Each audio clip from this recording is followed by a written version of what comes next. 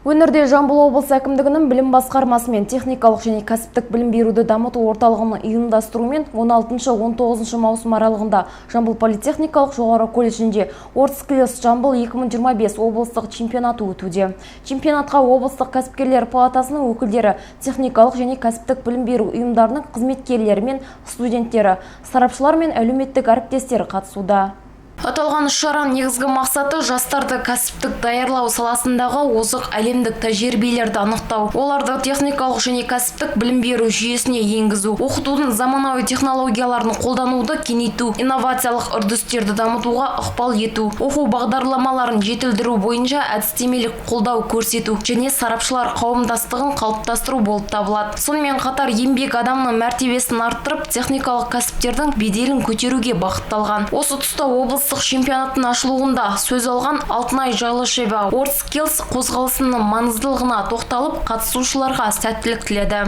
WorldSkills қозғалысы бұл жай ғана жарыс емес, бұл еңбек адамына деген құрметтің, үздіксіз даму мен шеберлікке ұмтылыстың символы. Бұл еліміздің болашағын жасайтын, нақты кәсіп иесі болатын жастардың алаңы.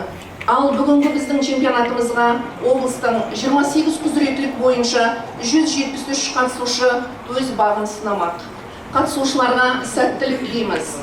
Өз білімдеріңіз мен шеберліктеріңізді еркін көрсетіңіздер. Әрбір осы чемпионат арқылы осы биіктіктерге жетіп, өз болашақтарыңызды мықты іргетасын қалайсыздар деп сенемін. Іске сәт. Биылғы чемпионат бірнеше трек колледждерінің базаларында өтуде. Сайысқа 175-тен аса қатысушы қатысып, өз шеберліктерін ортаға салуда. Олардың жұмысын 140 сарапшы мен өндірістік сала мамандарынан құралған 40-тан аса бас сарапшы бағалауда. Айта кетейік, аймақтық кезеңнің жеңімпаздары ел чемпионаты WorldSkills Қазақстан Республикалық біріншілігіне қатысу мүмкіндігіне ие болады. Қарақат Пәрімбек, Әділжан Сайлаубеков, Азамат Бескенов, Әлімжан Ақпаев, 7/7 News.